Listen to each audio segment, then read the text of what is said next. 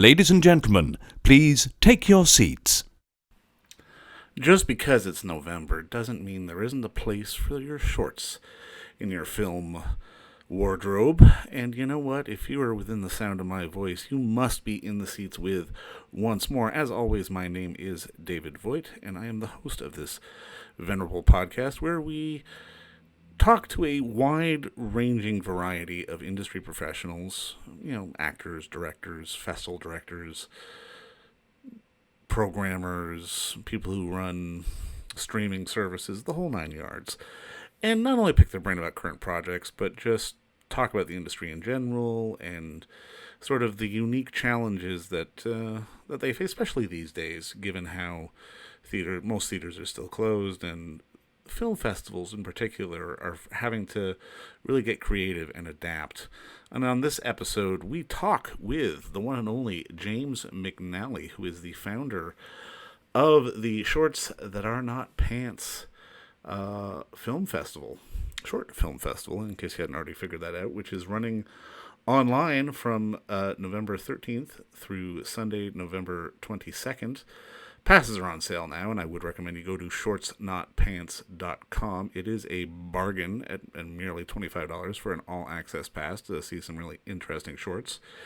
And when we talked to him, we talked about the advantages of going digital, but also the advantages, sort of the art of short film and how important it is to sort of keep that alive, especially these days when we are being bombarded with so much to watch and consume. There is still a place for the short film, and it's a vital part of the art form, which really needs to be supported and kept alive. And I think things like Shorts that Are Not Pants and their festival are things that are really doing that. And I encourage you all to go check it out. But enough of me. We will go on to me, talking with James. Well, obviously, James, thank you for coming on today. I really do appreciate you coming on the show today. Oh, fantastic. Good to talk to you. It's been a while since we've seen each other, so it's at least good to talk this way. Yeah, full disclosure, listeners, we are friends. We've known each other for years, but I wanted to talk to James for a while because he's always been passionate about short film, and he's written about it in various iterations. And his festival, Shorts Not Pants, has had a sort of screening series, but this is the third year that they've had a full-blown festival. And I've got to ask you, and I'm kind of curious, this is probably my first question. Mm-hmm. Like, this almost feels like, COVID may have been a blessing in disguise for you, because I know filling sort of any space for short film can always be a bit of a challenge. Going online may have been maybe a good thing for you at this stage. Yeah, I think so. I haven't felt as worried about the festival. A lot of other film festivals that had to go online were unhappy and were kind of terrified about it. I know TIFF this year had a very different feel to it. Yeah. But for us, it's been excellent because I think for the first time we've had a chance to actually reach an audience all across the country, and everything that we do for our programming is all online. So it wasn't that much of a stretch. We watch all these films online. Our programming team is all over the world. Being able to actually reach Vancouver and St. John's and Yellowknife and Whitehorse, like that's a dream for us. Like, we're starting to see people responding that we never knew about before. So for us, it's great. What was the spark for you to really sort of launch this whole series? Well, that's going back now more than 10 years. So I think next year we will celebrate our 10-year our anniversary. But it was 2011 that I got the idea to do something public that I'd been doing with just a group of friends for a couple of years. I started to there was a magazine, I guess, when DVDs were still around. There was this weird little hybrid magazine called Wolfen, which is a hybrid of a whale and a dolphin. And it was put out by the people that made McSweeney's. I don't know if you remember McSweeney's and the Believer magazine. And okay, right. It's what's his name? It's Dave, the guy that did Oh, I'm totally blanking on his name. He's a writer that has put out a lot of stuff, but this was one of his projects that focused on short film, and so I picked this up. I think at the old Queen Books, when that was still uh, down there, and it was great. It was stuff that I'd never seen before. That this was pretty much before YouTube was very big. Like it So was around, but it wasn't a thing. yeah, you weren't finding this kind of stuff. So I thought, oh, I got to show this stuff to my friends. Like, I really like it. I'm going to sort of curate a little mixtape of these films from these different issues of this magazine. And then I thought, oh, I wonder if there'd be an audience for this outside of my group of friends. And so I got in touch with the Carlton Cinema.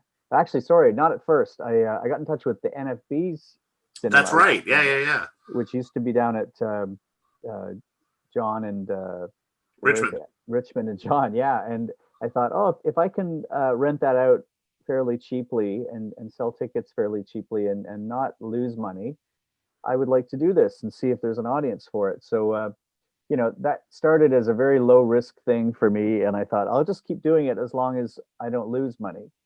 And over time, it sort of picked up a little bit of steam.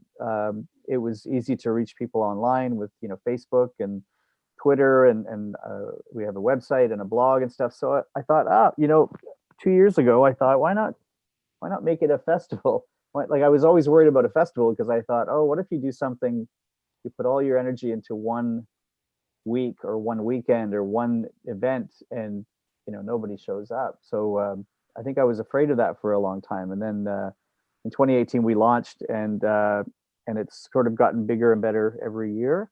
And this year, of course, the virtual thing is a new wrinkle, but so far we've had nothing but good things happen. So yeah, so here we are. It's almost 10 years later, and I'm still doing it. I'm not losing money. I'm not making money really, but that's not really what it's about for me.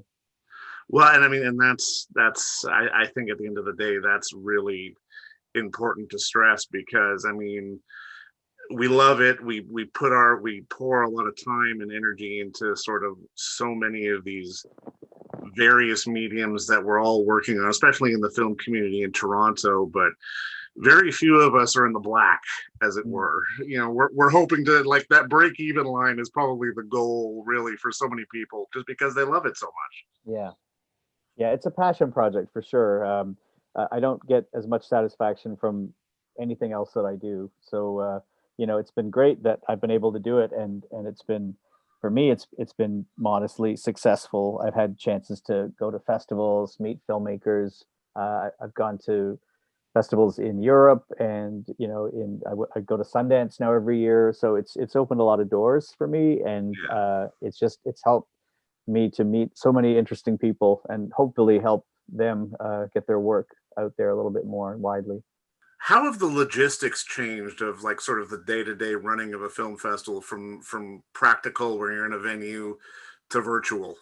Well, this year was going to be a big step up for us. The previous two festivals were held at venues that were, I don't know, they were lovely venues, but they were not traditional movie theaters. Yeah.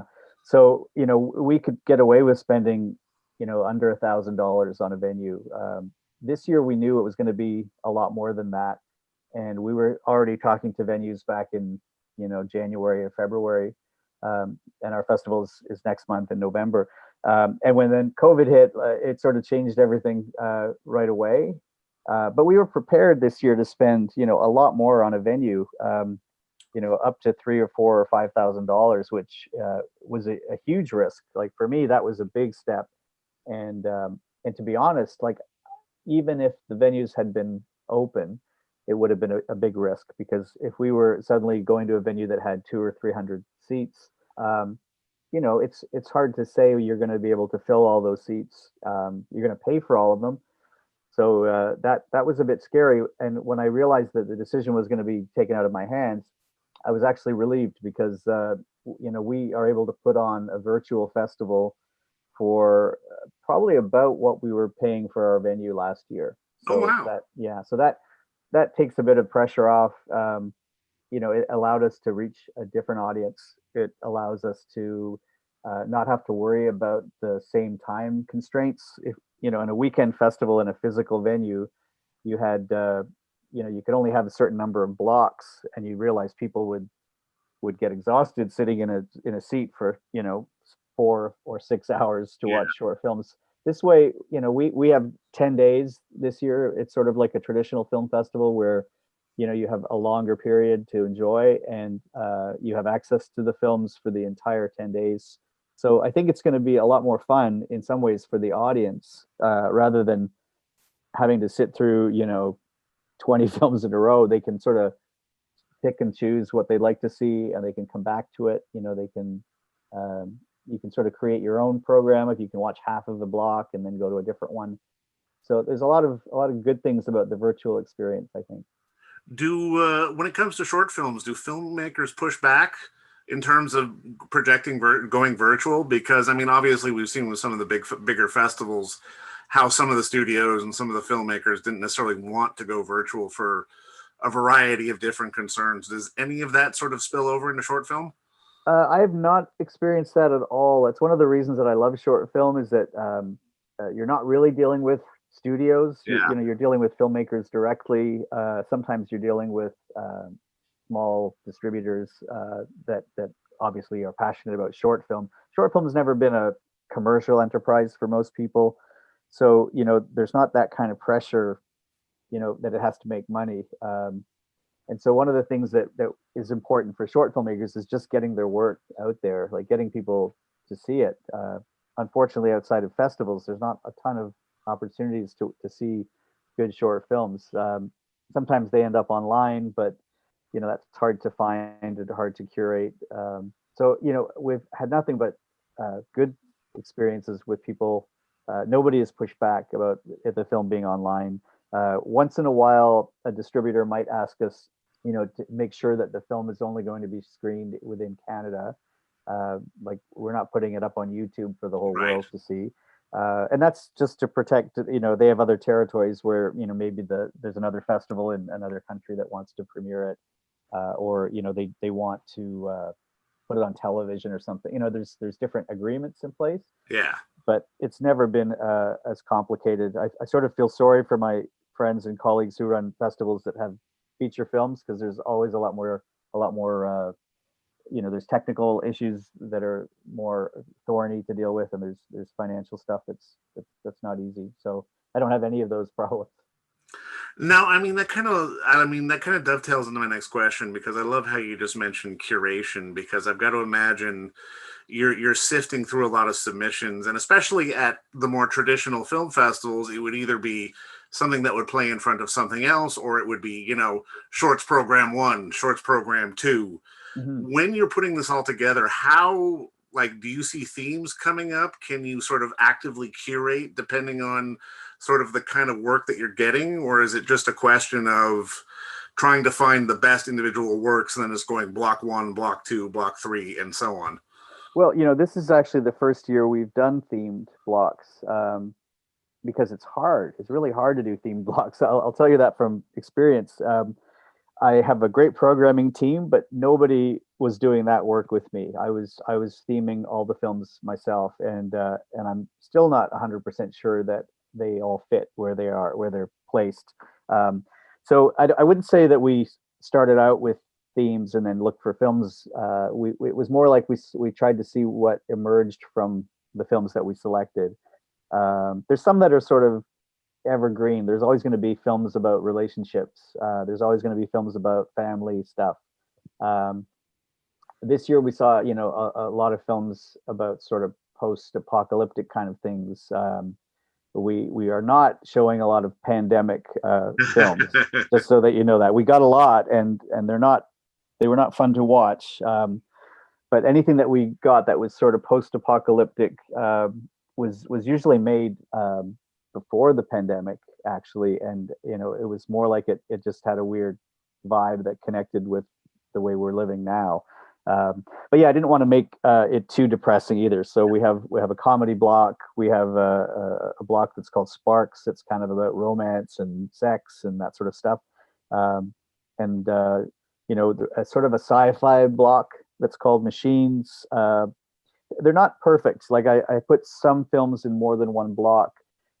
You end up too with some blocks that are a lot longer and bigger than other ones. I hope that that's forgivable this year because you're not sitting in a chair in a theater and you're forced to watch everything in order, all the way through. So you can skip ahead, you can stop, you can jump in and out of the program. I hope that will be okay with everybody. But yeah, we used to do shorts block 1, shorts block 2, and I tried to make sure the films played well together, but they were not themed, and it's hard. I don't say I'm going to promise that I'm going to do it again. It's tough work. No, for sure. I mean, it's because I mean it creates so many different challenges because on one end you want to try to market to certain audiences or try to make sure everyone enjoys themselves, but then you're also struggling with the just wanting to put the best stuff out there. And I mean, historic like this really does kind of speak to short film in general because on one end it really is a proving ground for so many people to sort of work and develop and sort of get bigger projects going. But at the same time, it still really does stand alone as an art form. And I'm kind of curious from your perspective, what is it about the short film form in particular that is really so important that a lot of people tend to miss? Oh, well, I mean, for me, there is just endless freedom. There's no correct length for a short film. Um, there's really no limits on your imagination either. You still have to tell the story, but we've seen stuff that's 2 minutes long, and we have stuff up to 20 minutes long, and nobody's going to tell you that one of those is the right length and the other one isn't. Also, there's a lot less risk. If you're making a film that's 10 minutes long, you can pretty much make it with a group of friends. You can sometimes get people to work for free. You can shoot it in a weekend or 2 weekends. You're a lot less constrained by budget factors. People don't have to be available for weeks at a time. You can grab somebody that might have a couple of days here and there to work. So I think it lets people take risks. Maybe they would not want to sink their energy into a whole feature film about a certain topic, but you can always try it, in a 5-minute film. So you end up seeing a lot more interesting work. I mean, obviously feature films are expensive to make and they have to make their money back. Hardly anybody makes a short film thinking that it has to earn its money back. They usually just think, oh, it's going to be a good experience. It'll maybe help me get some different projects. It'll maybe help me test out a working relationship, that kind of thing. Maybe I can try a new bit of equipment or, a new way of writing or something. So there's all kinds of risk taking, and I find that makes it a lot more fun to watch. Has the evolution in technology over the years sort of played into the amount of shorts that may sort of come across your desk? Because I mean, obviously people don't necessarily have to run out and shoot on 35 millimeter or go rent a red camera to be shooting their short film. They can do it on their iPhones. Yeah, in fact, that's what we did see a lot of pandemic films where people thought, oh, hey, I'm stuck at home and I have this phone, maybe I'll make a film, which I wouldn't discourage you, but we did see a lot of really boring films. I mean, it was sort of like, I don't want to see on screen exactly what I'm living. It was kind of too close to reality. But yeah, I'd say there are a lot more films being made now, which is a mixed blessing. I think it's great that more people have access to the tools that they need to make films. But as I always tell people, like the one tool that's always been free is a pencil and a piece of paper. Like your script and your story have to be there. Doesn't matter how much equipment you have. If the story is no good, it's not going to matter. But so we see a lot more films. I think I was reading that Sundance now gets a ridiculous number, like I don't know, more than 10,000 films a year. Wow. And I think how are you expected to sort of sift through all of that? We had our biggest number of films this year ever, and it's hard work. Like we want to make sure that every film is watched at least 3 or 4 times by different people. And that's enough. Like you could have a lot of people. No one's doing this for a lot of money. I'm not paying my people on my programming team. There's some very, very minimal honorariums and stuff, but like it's kind of grueling to watch hundreds of films. And we speak from experience, having existed in the Toronto film community for quite some time. Yeah, yeah, But I mean, I'm kind of curious because I love that you just mentioned curation, because given the state of the industry in general, when we see Netflix and the streamers and God knows what else sort of like almost barfing content out on a weekly basis, and just given the situation that we're all in with, some places in Canada have theaters, some don't, but like video on demand and streaming and now, and with shorts with your festival, it really feels like sort of content in general has been democratized. And I'm curious, from a programming standpoint, how sort of actively conscious are you of sort of curation and the right kind of curation to make sure that the quality of the stuff that you're going to show kind of rises to the top? yeah. It's something that's for our festival. We are a short film festival, but we're not. We don't have a specific demographic or genre or anything. So that makes it tough. In a way, we're defining ourselves as we go along, and I think one of the things I didn't want to do, it's really hard to tell people what you like. It's easier to tell people what you don't like. And I Yeah. think there were a lot of short films that I saw years ago that had certain characteristics. They fell into certain there were films that were more like comedy sketches. And there were films that were very much like calling card films, so special effects but not much of a story. And I thought, I don't want to show those kind of films. I want to show films that like if this filmmaker decided they were just going to make short films for the rest of their life, that's the sort of short films I want to show. So Okay. I understand people need to make a living and they would need to do other work, but For sure. the kind of short films where it doesn't feel like it's trying to do something. It's not like a trailer for another movie that the filmmaker really wants to make. Yeah. So without any sort of a genre aspect, or we're not a particular cultural group or anything. It's easy when your festival has a really defined set of films to choose from. But for me, it's exciting that I have the whole world of short film to choose from. And I suppose it's sort of like I've always compared it to making a mixtape, kind of being a DJ and No, just I picking, like that analogy for yeah, sure. because it's sort of picking things that you feel go together. That hopefully you're taking the audience on a bit of a ride. You're showing them something, and then you're going to show them something else that should complement what they've just seen. So in that way, it's not scientific. I'm still lucky enough to be able to sort of choose from a lot of films from a lot of different countries. I'm conscious of things like I would like to balance the places where the films come from. I would like to balance underrepresented cultures and male and female filmmakers and all that stuff. But I don't start off with that. I kind of just try to keep it in my head while I'm watching, and hopefully the really great films will all just sort of fit into that balanced approach. Well, and I mean, that's the right way to be too, because at the end of the day, it's going to be about the work. Mm-hmm. Now, I'm kind of curious because, like I said earlier, you and I have known each other for years, but I don't think I've ever asked you this question.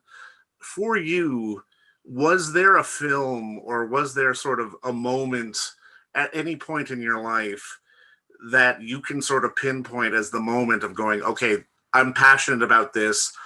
I've got to be involved in this world. I want to do this, no matter what it is. Because in this industry, you've done a variety of different things. Yeah.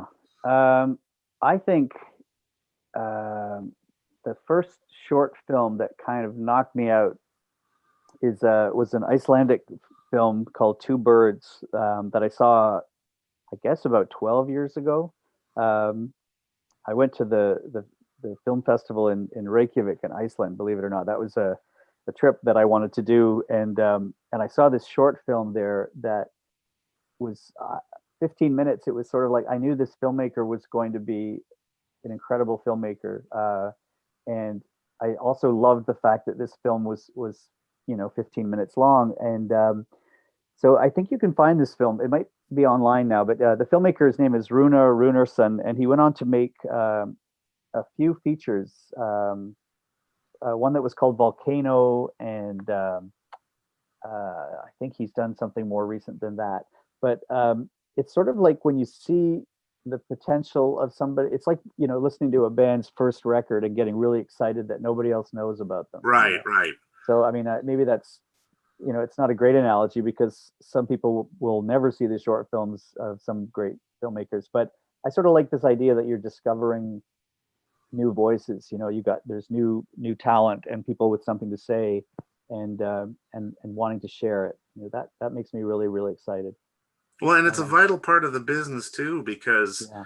as much as you see the glitz and the glamour on the outside, it really, at the end of the day, has to come down to the film. And I mean, I think at least part of me, that's kind of why I enjoyed myself at TIFF this year, because I could just focus on the movies. It wasn't about the booking, the interviews, or the glamour, or the this or that. It really got boiled back down to the art of the cinema, which is what it's supposed to be about.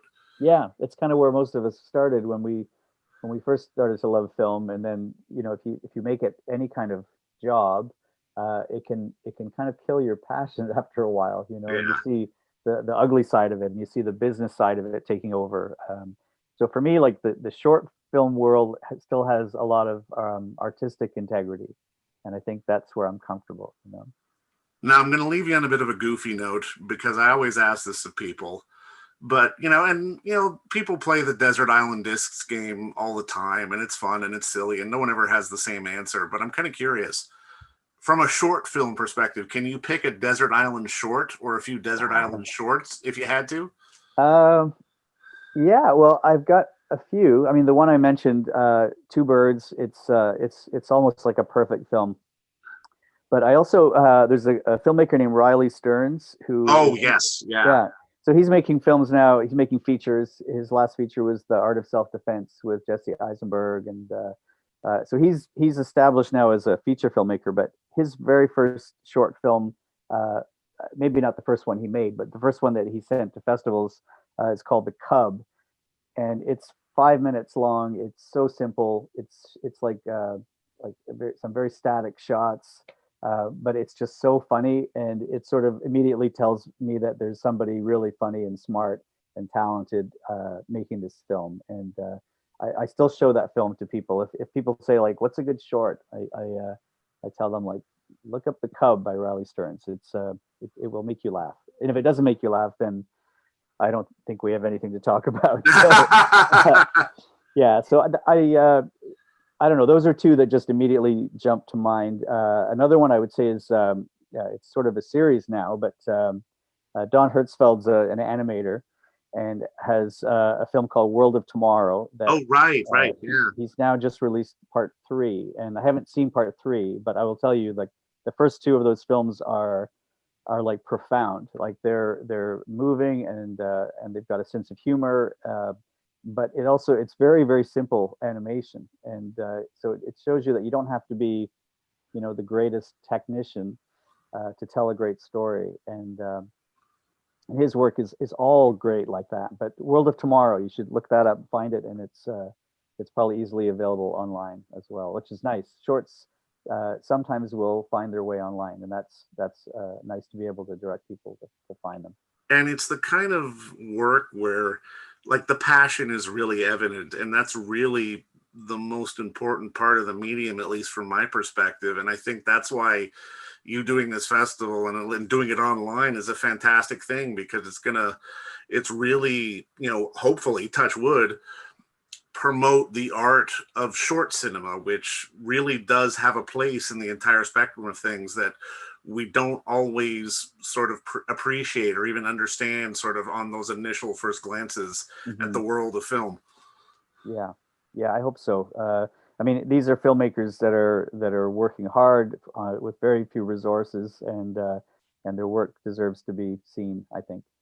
everyone deserves their day in court, and I absolutely believe that. But you know what? I'll wrap it up, and I just want to say thank you again for the time today, man. This was Thanks. great. Yeah, thank you, Dave. I'll just tell your listeners, I'm not sure when you're going to post this, but our festival is November 13th to the 22nd. It's available all across Canada. We have 70 plus short films. We have a bunch of Q&As that we're pre-recording. I think we're up to about 10 now. We'll probably have more than that. And the passes are $25, and that is like your entire household can watch for 10 days. So I think we made it affordable this year. You can get single tickets on a sliding scale from $5 and up. So I hope that will, mean it's not hard for anybody to check it out. Well, on that note, I hope it isn't hard for anyone to check out either, and you really should, because there's going to be some great stuff there. And again, thank you for doing this, man. I appreciate it. Thanks for having me, Dave.